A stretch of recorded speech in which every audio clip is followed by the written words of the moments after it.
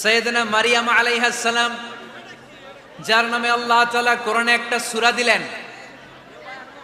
উনি পৃথিবীতে এমন একজন মহিয়সী নারী, যেই নারীর গর্ভে, যেই নারীর পেটের ভেতরে স্বামীর স্পর্শ ছাড়া সন্তান দিয়েছে কে?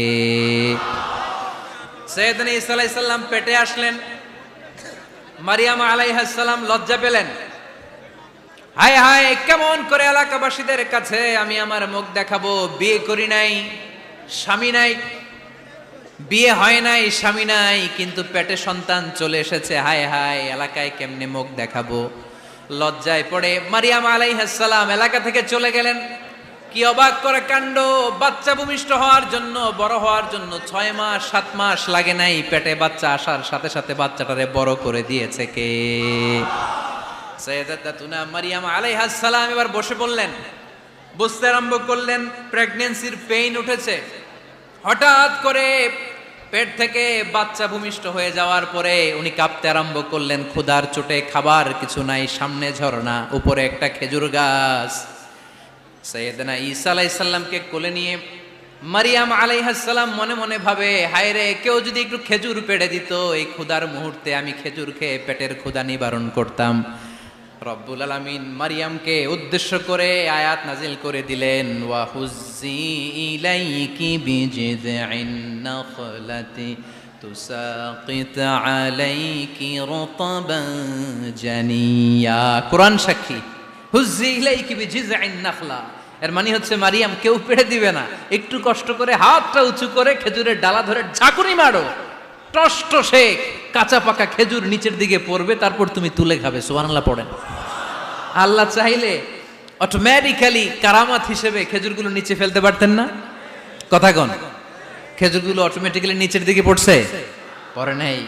আল্লাহ শিক্ষা দিয়েছে, যেই পরিস্থিতিতে থাকো না কেন, তোমাকে শ্রম ব্যয় করে, কষ্ট করে তোমার উপার্জন করতে হবে, রিজিকের বন্দোবস্ত করতে হবে। চিল্লায় বলেন ঠিক কিনা? ইসলাম আমাদেরকে এটাই শিখিয়েছে, কাজে লজ্জা নাই।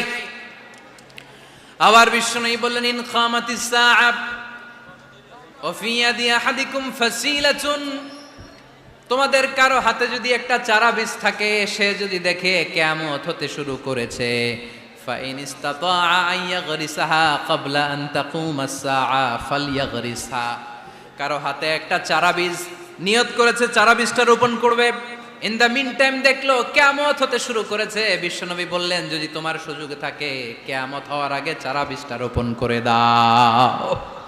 কথা বুঝতে পেরেছেন? আপনার হাতে একটা চারা বীজ, আপনি প্ল্যান করেছেন এই চারা বীজটা রোপণ করবেন। ইন দ্য মিন টাইম দেখলেন কি হওয়া শুরু হয়েছে? ইযা জুলজিলাতিল আরদু জিলজালাহা, দ্য বিগেস্ট আর্থকোয়েক, ভূমিকম্প শুরু হয়েছে, কিয়ামত হয়ে যাবে। বিশ্বনবী বললেন, কিয়ামত হইতেছে ওদিকে, আর তোমার হাতে যদি চারা বীজ থাকে, দেরি করো না, কিয়ামত তোমার কাছ পর্যন্ত আসার আগে সুযোগ পেলে চারা বীজটা রোপণ করে দাও। ইসলাম শিখিয়েছে শেষ নিঃশ্বাস পর্যন্ত তোমাকে লড়ে যেতে হবে। এই পৃথিবীতে কেউ কাউকে জায়গা করে দেয় না, জায়গা করে নিতে হয়। এই পৃথিবীটা, the life is not a bed of roses, এটা ফুল বিছানো কোনো ফুল সজ্জা নয়, এটা কণ্টকাকীর্ণ। কেউ আপনার স্পেস করে দিবে না, কেউ আপনাকে সুযোগ করে দিবে না, কেউ আপনার জায়গা করে দিবে না, বরং আপনি জায়গা করে নিলে টাইনা নিচে নামাবে। কথা বলেন। এজন্য কখনো অলসতাকে স্থান দেয়া যাবে। রসুল বাত্তালি দুক্কানু শয়তান, অলস মস্তিষ্ক শয়তানের আড্ডা। অলস যদি কেউ থাকে, এটারে টেনে বেঁধে কাজে নামাবেন, পারা যাবে? আলহামদুলিল্লাহ, লক্ষ্মীপুরে এরকম অলস ছেলে পেলে নাই।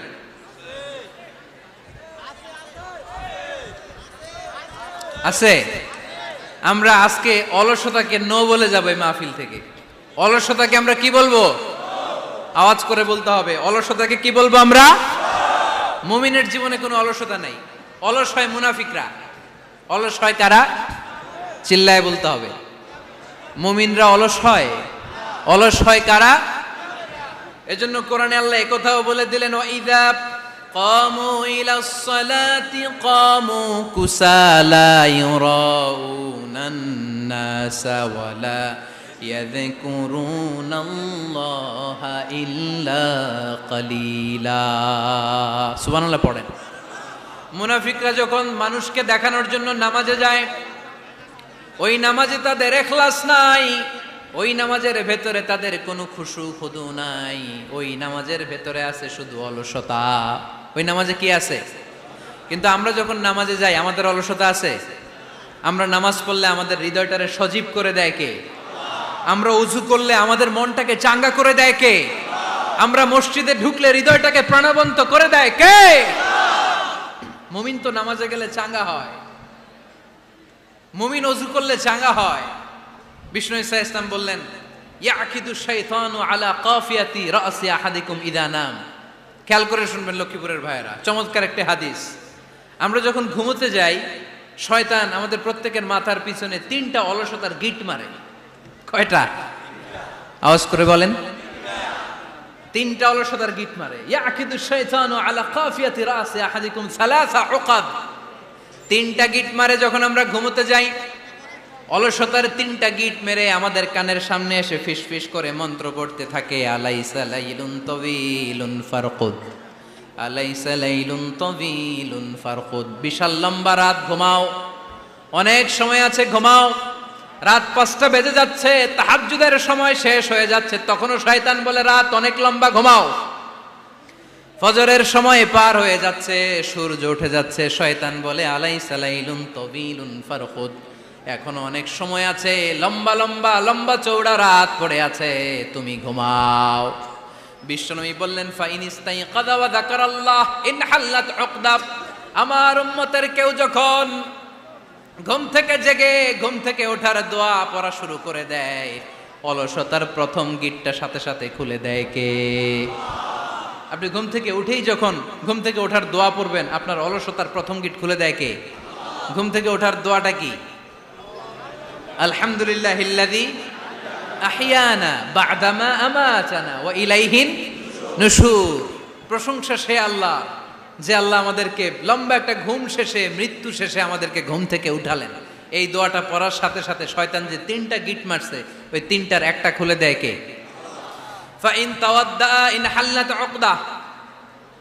ঘুম থেকে জেগে ঘুমের দোয়া পড়ার পরে যখন কেউ ওযু করে ফেলে, অলসতার দ্বিতীয় গিটটাও খুলে দেয় কে? ওযু করার পরে ফাইন সাল্লাত ইন হাল্লাত উকদা, নামাজের মুসল্লায় দাঁড়িয়ে যখন নামাজ শুরু করে দেয়, অলসতার 3 নাম্বার গিটটাও খুলে দেয় কে? 3টা গিট যখন খুলে দেয়, বিষ্ণু ঈসা ইসলাম বললেন, ফাআসবাহা নাশীতাল কলব। নাশীত, তখন মুমিন বান্দা সজীব হয়ে ওঠে, প্রাণবন্ত হয়ে ওঠে, উচ্ছ্বসিত হয়ে ওঠে। ওয়া ইল্লা খাবিসান নাফসি কাসলান।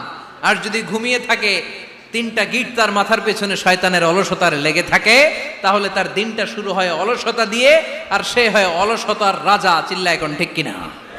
এজন্য আমরা কি অলস হতে চাই না কর্মঠ হতে চাই?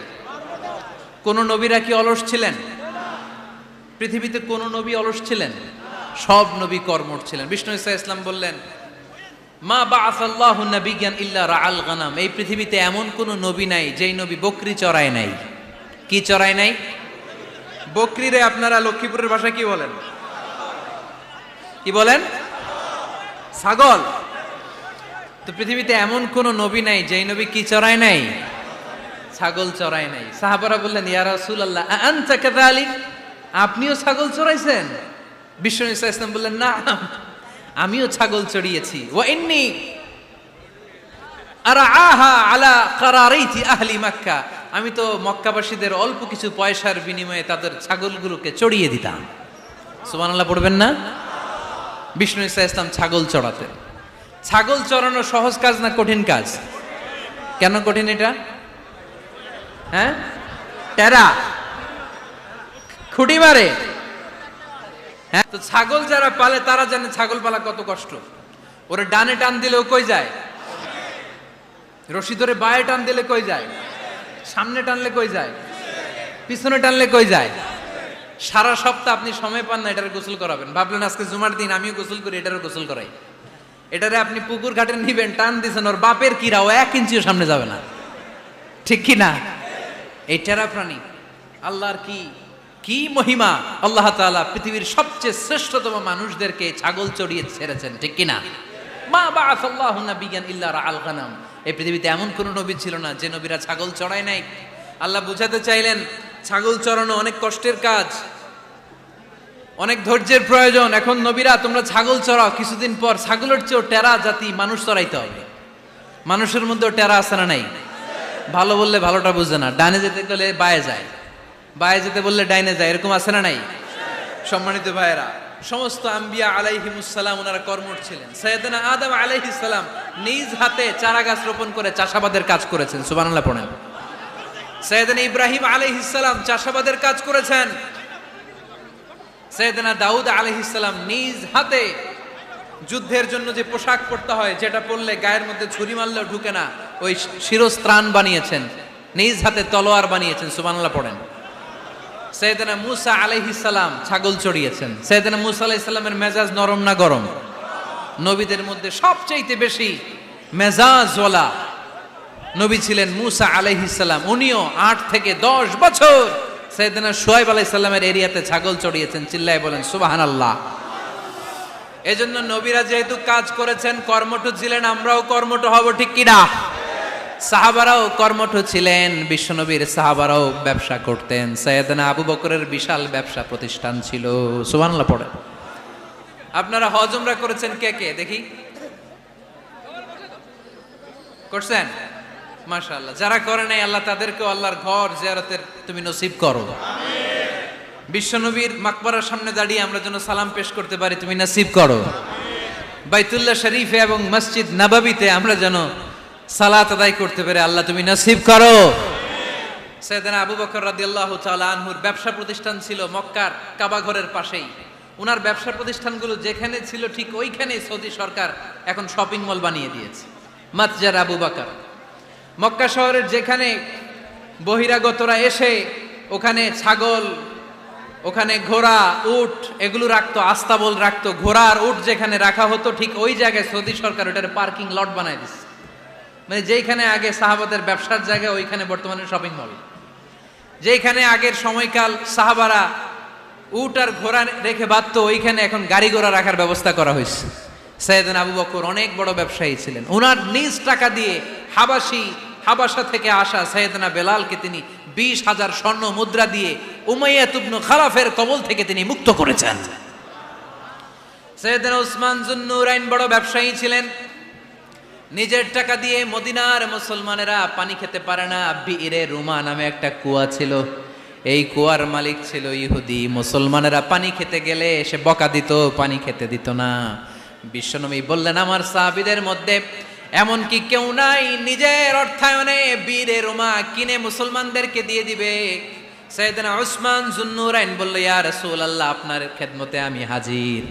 মুহূর্তের মধ্যে সাইয়েদনা উসমান যুন্নুরাইন নিজের অর্থায়নে বীরে রুমাটা কিনে মুসলমানদের জন্য সদকা করে দিয়েছে। তো ব্যবসা না করলে, কর্মঠ না হলে, উপার্জন না হলে সদকা করা যাবে? চিল্লায় বলেন করা যাবে? সুনানে তিরমিজির বর্ণনা, বিষ্ণু ঈসা ইসলাম মক্কা থেকে যত সাহাবারা হিজরত করে মদিনায় এসেছে, মদিনাতে কোনো না কোনো সাহাবার সাথে বিশ্বনবী ভ্রাতৃত্বের বন্ধনে আবদ্ধ করে দিয়েছে, সুবহানাল্লাহ পড়েন। এজন্য মক্কা থেকে যারা এসেছে এদেরকে বলে মুহাজির, এদেরকে কি বলে? আর মদিনায় যারা ছিল এদেরকে বলে আনসার, এদেরকে কি বলে? আওয়াজ করে উত্তর দিবেন। মক্কা থেকে যারা এসেছে তাদের নাম মুহাজির, আর যারা মদিনার সাহাবী তাদের নাম আনসার। আজকে এই মাহফিলে লক্ষ্মীপুর এর বাইরে থেকে কারা কারা আসছেন দেখি?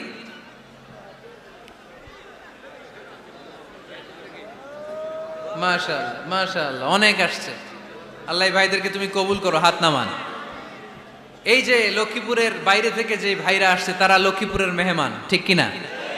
মক্কা থেকে হিজরত করে যে সমস্ত সাহাবারা এসেছিল তারা ছিল মদিনার মেহমান। বিশ্বনবী এক এক মক্কার সাহাবীকে মদিনার এক এক সাহাবীর সাথে ভ্রাতৃত্বের বন্ধনে আবদ্ধ করে দিলেন।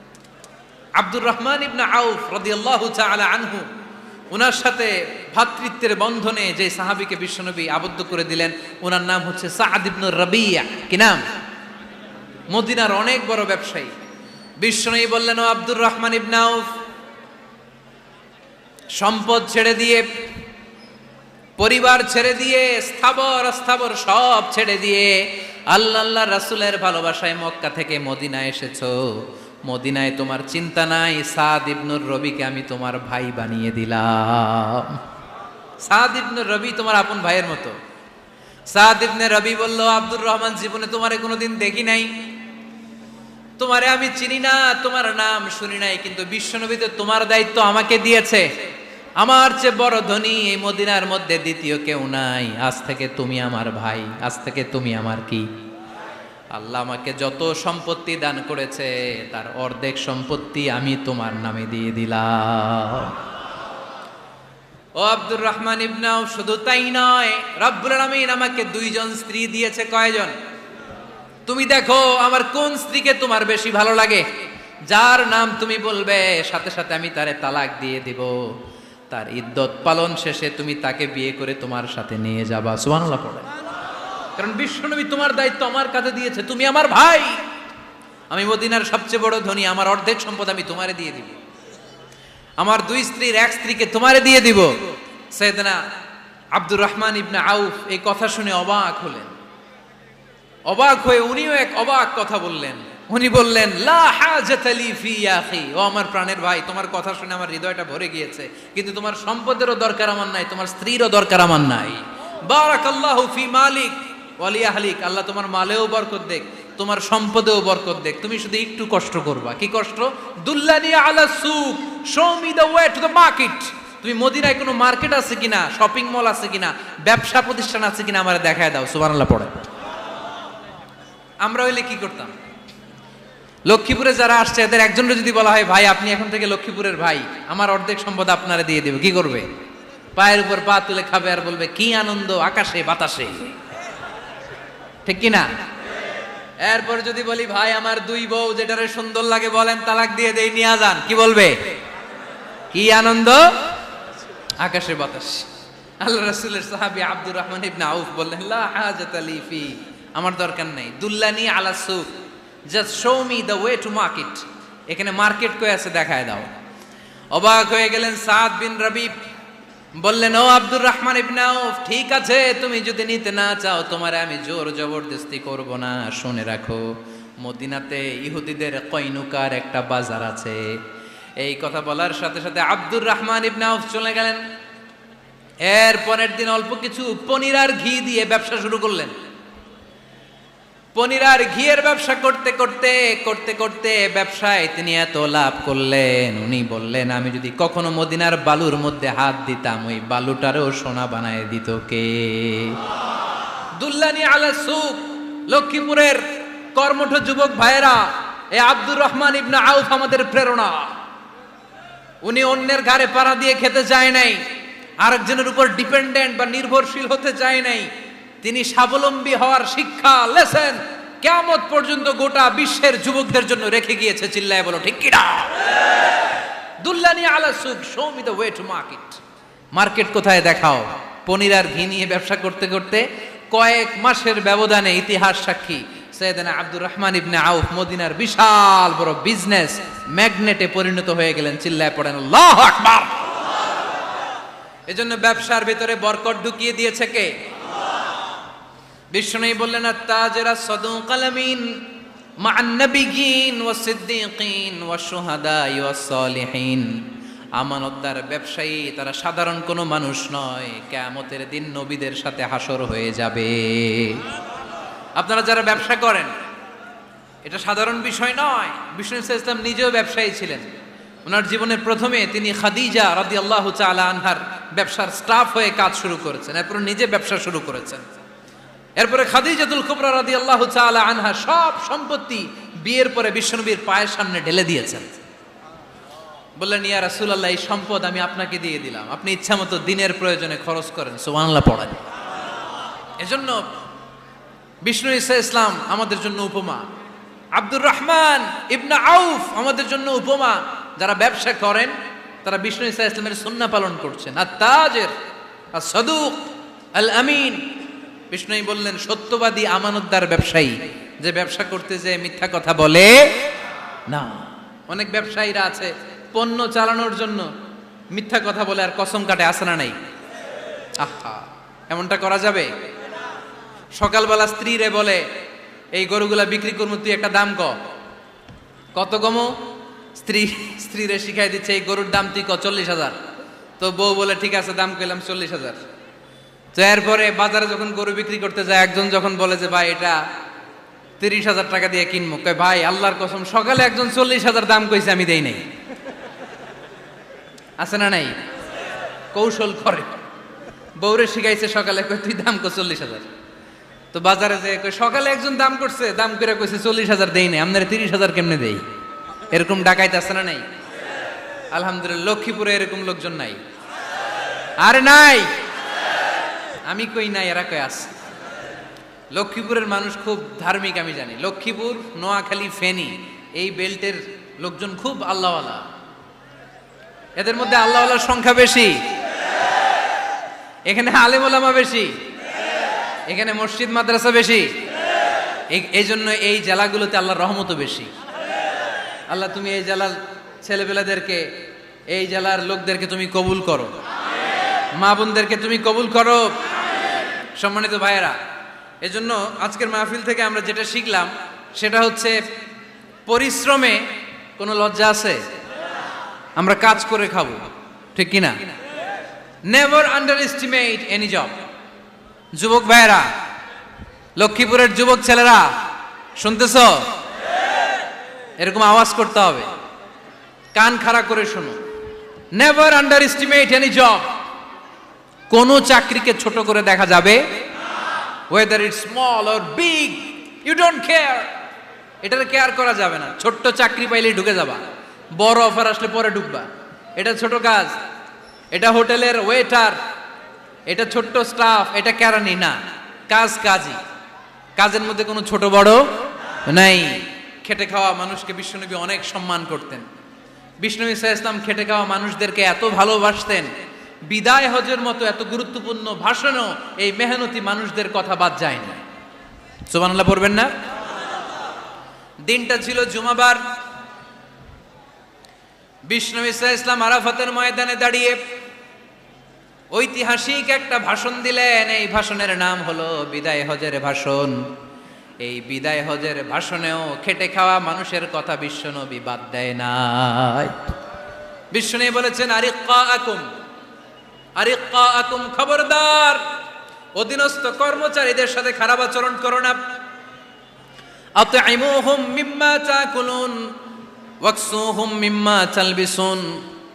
খবরদার, মনে রেখো, তোমরা যা খাবে তোমাদের অধীনস্থ কর্মচারীদেরও তা খাওয়াবে, তোমরা যা পড়বে তাদেরও তা পড়াবে। বিশ্বনবী শেষ নিঃশ্বাস ত্যাগ করে যাওয়ার আগে যেই কয়েকটা কথা বলেছিলেন তার মধ্যে মেহনতি মানুষদের জন্য কথা আছে না নাই? বিষ্ণু ইসা ইসলাম যখন শেষ নিঃশ্বাস ত্যাগ করবেন, তিনি বলেছিলেন, আসসালাত আসসালাত, উম্মতেরা নামাজ নামাজ, নামাজ ছেড়ে দিও না, নামাজ তরক করো না, নামাজ কাজা করো না। আর বলেছিলেন, অমা মালাকাত আইমানুকুম, অধীনস্থ কর্মচারীদের সাথে খবরদার খারাপ আচরণ করো না।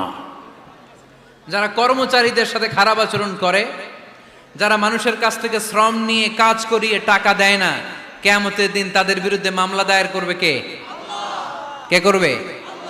হাদিসে কুদসি সাক্ষী বিষ্ণু ইসা ইসলাম বলেন, আল্লাহ তাআলা ফরমান, আনা খাসমুহুম সালাসাতুন আনা খাসমুহুম ইয়াউমাল কিয়ামা। তিন শ্রেণীর ব্যক্তির বিরুদ্ধে আল্লাহ বলেন, আমি নিজেই কিয়ামতের দিন মামলা দায়ের করব। I will be against them in the day of judgment. Three categories of people, I will be against them in the day of judgment. তিন শ্রেণীর লোক কিয়ামতের দিন তারা ছাড় পাবে না। আল্লাহ বলেন, আমি নিজেই তাদের বিরুদ্ধে মামলা দায়ের করব। এর মধ্যে এক শ্রেণীর লোক হচ্ছে রাজুলুন ইস্তাজারা জিরান ফাস্তাউফা মিনহু ওয়া লাম ইয়াতি আজরা। একজন শ্রমিক ভাড়া করে তার কাছ থেকে কাজ নিয়েছে, কিন্তু তার পারিশ্রমিক আদায় করে নাই। এরকম আছে না নাই? দাপট দেখায়, দাপট দেখায় ইউনিভার্সিটির ক্যান্টিনগুলোতে। ইউনিভার্সিটির ক্যান্টিনে যে খায় মাগার বিল দেয় না, এরকম ডাকাইতে আছে না নাই? চায়ের দোকানে চা খায় পরে দিমু, বিল দেয় না, আছে না নাই? দোকানে যে পণ্য কিনে বিল দেয় না, পরে দিমু, আছে না নাই? কিয়ামতের দিন আল্লাহ তোর এই মাস্তানি ছুটাবে, চিল্লা এখন ঠিক কিনা? আনা খাসমুহুম, আমি নিজেই তাদের বিরুদ্ধে মামলা দায়ের করব। কথাটা কার? এজন্য বিশ্বনবী বললেন, খবরদার, মেহনতি মানুষ, খেটে খাওয়া মানুষ, এদের দোয়া কবুল হয়ে যায়। আতুল আজিরা আজরাহু ক্বাবলা আন ইয়াজিফা আরাকুহু। খবরদার, বিশ্বনবী বললেন, শ্রমিকের ঘাম শুকিয়ে যাওয়ার আগে তাদের পারিশ্রমিক মিটিয়ে দাও। বিশ্বনবীর বিখ্যাত হাদিস, আতুল আজিরা আজরাহু ক্বাবলা আইয়াজিফা আরাকু, শ্রমিকের ঘাম মাটিতে লাগার আগে, শুকিয়ে যাওয়ার আগে তাদের পারিশ্রমিক মিটিয়ে দাও। কেননা তারা যদি বদদোয়া করে তোমার জীবনকে জাহান্নাম বানিয়ে দিবে কে? বিষ্ণু ঈসা ইসলাম সব সময় খেটে খাওয়া মানুষদেরকে আগলে রাখতেন। সব সময় শুধু যে ভাষণে মেহনতি মানুষদের সাথে ভালো আচরণ করতে বলতেন, শ্রমিকদের সাথে ভালো আচরণ করতে বলতেন এমনটা নয়, ওনার ব্যক্তিগত জীবন ঘাটলেও দেখা যায় উনি শ্রমিকদের সাথে কেমন আচরণ করেছেন।